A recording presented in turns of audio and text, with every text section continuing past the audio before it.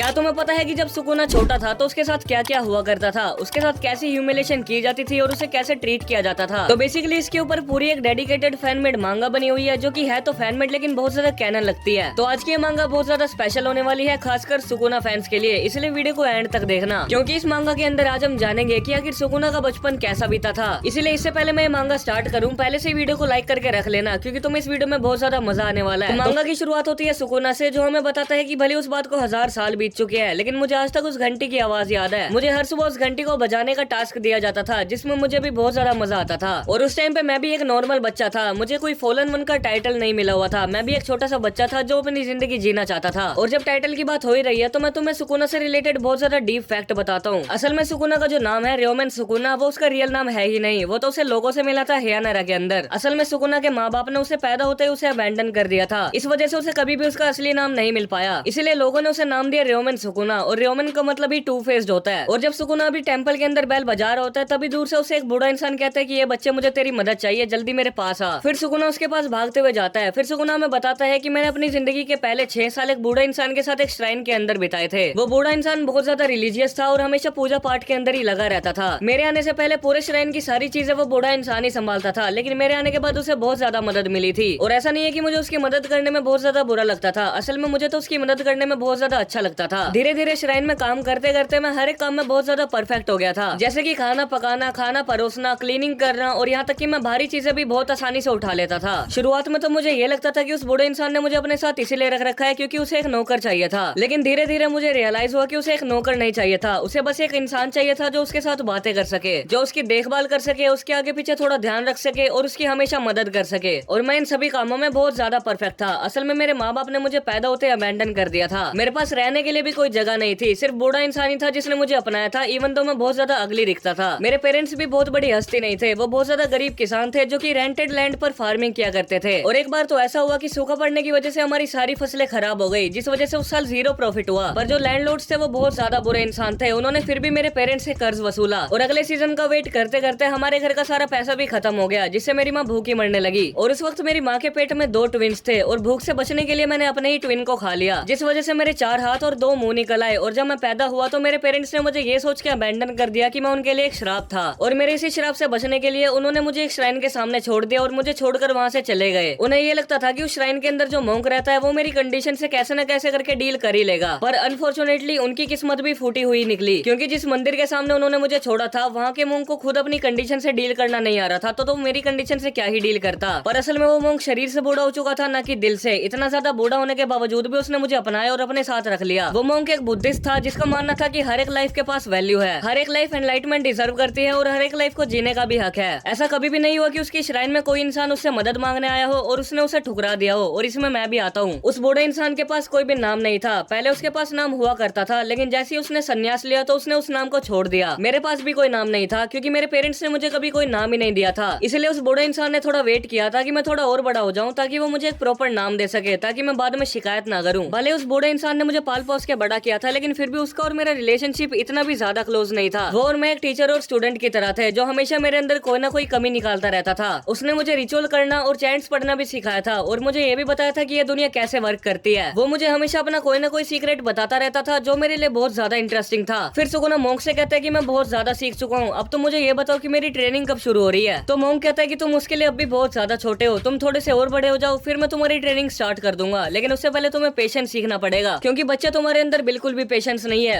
वैसे देखा जाए तो सुकुना के अंदर पेशेंस सच में बहुत ज्यादा था, तभी तो वो 1000 साल तक सील पड़ा रहा था, वो भी खुद की मर्जी से। शायद पेशेंस की वैल्यू सुकुना को मोंक ने सिखाई होगी। सुकुना बताता है कि वो बूढ़ा इंसान उसे हमेशा अलग अलग कहानियां सुनाया करता था, जिसमें सुकुना को बहुत ज्यादा मजा आता था। वो उसे स्पिरिट्स, गॉड्स, सोर्सरर्स, इनके बारे में कहानियां सुनाया करता था, पर वो ऐसा तभी करता था जब सुकुना अच्छा बिहेवियर मेंटेन करके रखता था। पर ये काम सुकुना के लिए बहुत ज्यादा मुश्किल था, क्योंकि जब भी कोई इंसान मंदिर के अंदर कोई चीज चढ़ा कर जाता था तो सुकुना उसे खा जाता था। सुकुना बताता है कि मैं कभी ये पता नहीं कर पाया कि आखिर बूढ़ा इंसान मेरे बारे में कैसा सोचा करता था, क्योंकि उसके इमोशंस पढ़ना बहुत ज्यादा मुश्किल था। वो जिंदा तो था लेकिन उसने बहुत पहले इस दुनिया को अलविदा कह दिया था। उसने अपने आप को श्राइन को समर्पित कर दिया था। उसके दिल में मेरे लिए क्या जगह थी मैं ये कभी भी पता नहीं कर पाया। खैर इससे क्या ही फर्क पड़ता है, वो इकलौता इंसान था जो मेरे पास था। वैसे भी श्राइन में रहने में बहुत मजा आता था। वैसे तो मंदिर में हमेशा बहुत कभी लोग आया करते थे, लेकिन जब भी आया करते थे तो बूढ़ा इंसान मुझे कभी भी उनसे मिलने नहीं दिया करता था। वो कहा करता था कि अच्छा ही होगा कि तुम उनसे ना मिलो। मुझे आज तक समझ नहीं आया कि वो ऐसा क्यों कहा करता था। वो महीने में एक बार पहाड़ से नीचे उतर के विलेज के अंदर जाया करता था रिसोर्सेज इकट्ठा करने के लिए, और जब भी मैं उससे पूछता था कि क्या मैं भी चल सकता हूँ तो वो हमेशा मना करता था। वो कहता था कि अच्छा ही होगा कि तुम हमेशा ऊपर ही रहो और कभी भी नीचे मत जाओ। नीचे वाली दुनिया पेन और सफरिंग से भरी पड़ी है। नीचे जाके तुम्हें दुख और दर्द के अलावा और कुछ भी हासिल नहीं होने वाला। कहने को तो वो मंदिर पहाड़ों पर था, लेकिन फिर भी वो इतना ज्यादा ऊंचाई पर भी नहीं था। मैं ऊपर छत पे खड़ा होकर आराम से नीचे वाले सारे इंसानों को देख सकता था। बुढ़ा कहा करता था कि नीचे वाली दुनिया सिर्फ पेन और सफरिंग से भरी पड़ी है, लेकिन मुझे तो कुछ और ही दिखाई देता था। मैं जब भी नीचे देखा करता था मुझे तो हमेशा हंसते खेलते बच्चे दिखाई देते थे। पता नहीं बुढ़े ने कौन सी दुनिया देखी थी। मैं जब भी उन्हें देखता था तो मैं उन्हें देखते रह जाता था। मैं हमेशा डेली जल्दी काम कंप्लीट करके छत पे जाता था ताकि मैं उन्हें खेलते हुए देख सकूं। पर एक दिन आखिरकार बुढ़े ने मुझे नोटिस कर लिया। वो सुगुना से कहता है कि तू बार बार छत पे क्या करने आता है, तो सुगुना कहता है कि कुछ नहीं, मैं बस यहाँ पे खड़ा था। वो बुढ़ा उससे कहता है कि देख बेटा, झूठ बोलना अच्छी बात नहीं है। मुझे पता है कि तू नीचे विलेज के अंदर जाना चाहता है, पर सच में नीचे वाली दुनिया बहुत ज्यादा बुरी है। वहाँ पे जाके तुझे कुछ भी हासिल नहीं होने वाला। पर सुगुना बहुत ज्यादा डेस्परेटली पूछता है कि लेकिन मैं ही क्यों नीचे नहीं जा सकता? और भी तो बच्चे नीचे खेलते हैं ना, क्या उनमें और मेरे अंदर कोई डिफरेंस है, या सिर्फ इसीलिए क्योंकि मैं बहुत ज्यादा बुरा दिखता हूँ? तो बुढ़ा कहता है कि देख बेटा, मैं तुझे नीचे इसलिए नहीं जाने देना चाहता क्योंकि अगर तू नीचे चला गया तो तुझे उस डर के बारे में पता चल जाएगा जो लोगों के दिलों में बसता है। मैं अच्छे से तो एक्सप्लेन नहीं कर सकता, लेकिन मैं तुझसे प्रॉमिस कर सकता हूँ कि नीचे जाना तेरे लिए बिल्कुल भी सेफ नहीं है। और वैसे भी ये माउंटेन्स में इतनी अच्छी जिंदगी है, तुझे हर चीज मिल रही है जो तुझे चाहिए, तो तू इतना ज्यादा डेस्परेट क्यों है? सुकुना उन नीचे खेलते हुए बच्चों को देख के कहता है कि उन्हें देख के मुझे नहीं लग रहा कि वो किसी भी एंगल से सफर कर रहे हैं। फिर सुकुना बताता है कि मैंने एक प्लान बनाया, जैसे ही बुढ़ा विलेज के अंदर जाएगा मैं भी उसके पीछे पीछे विलेज के अंदर चला जाऊंगा। और जैसे ही बुढ़ा मंदिर को छोड़ के जाता है उसके थोड़ी देर बाद सुकुना भी विलेज के अंदर घुस जाता है। विलेज के अंदर जाने के बाद वो दो बच्चों को देखता है और उन्हें देख के वो सोचता है कि यही मेरा मौका है कि मैं उन्हें अपने आप से इंट्रोड्यूस करवा सकता हूँ। पर वो दोनों बच्चे सुकुना को नोटिस कर लेते हैं और उन्हें लगता है कि वो उनका दोस्त यूजीरो है। वो लड़का कहता है कि यार वो मुझे यूजीरो जैसा लग रहा है। तो वो लड़की कहती है कि लेकिन उसने तो कहा था कि वो हमारे साथ शाम को खेलने आएगा। तो वो लड़का सुकुना को आवाज लगाते हुए कहता है कि हे यूजीरो, हम यहाँ पे खड़े हैं, यहाँ देखो। और ये सुन के सुकुना को लगता है कि वो दोनों बच्चे उसे खेलने के लिए बुला रहे हैं, जिससे वो बहुत ज्यादा खुश होता है। और वो पेड़ से बाहर निकल के उन्हें हाय कहता है और वो कहते हैं कि जल्दी आओ, हम न्यू गेम स्टार्ट कर रहे हैं। और ये सुन के सुकुना को सच में बहुत ज्यादा खुशी होती है। उसे लगता है कि ये दोनों मुझे खेलने के लिए बुला रहे हैं। वो कहता है कि बुड्ढा तो हमेशा झूठ बोला करता था, यहाँ पे तो बिल्कुल भी सफरिंग नहीं है। पर जैसे ही सुकुना उन दोनों के पास जाता है तो उसके 4 हाथ और 2 मुंह देख के वो दोनों बच्चे बहुत ज्यादा डर जाते हैं। सुकुना को देख के वो लड़की कहती है कि ये यूजीरो तो बिल्कुल भी नहीं लग रहा। और वो लड़का कहता है कि तुम क्या हो? और ध्यान देना, यहाँ पे उस लड़के ने ये कहा है कि तुम क्या हो, ना कि तुम कौन हो। इसका मतलब भाई सुकुना के साथ ह्यूमिलेशन तो हुआ है। और सुकुना कहता है कि मैं क्या हूँ? और सुकुना उनका जवाब नहीं दे पा रहा होता क्योंकि सुकुना को खुद नहीं पता कि वो क्या है। और इसी के साथ लाइफ ऑफ सुकुना का पार्ट 1 यहीं पर खत्म होता है। अब तक इस मांगा का एक ही चैप्टर आया है जो कि मैंने इस वीडियो के अंदर कवर कर दिया है, और जैसे इसके नेक्स्ट चैप्टर आएंगे मैं उन्हें भी कवर कर दूंगा। इसलिए चैनल को एक सब्सक्राइब करके रख लेना, क्या पता तुम इसका नेक्स्ट पार्ट मिस कर दो। बाकी तुम मेरी दूसरी मांगा सीरीज को भी देख सकते हो, वो भी इसके जैसी बहुत ज्यादा इंटरेस्टिंग है। बाकी मैं मिलता हूँ तुमसे एक और नई वीडियो में, तब तक के लिए पीस आउट।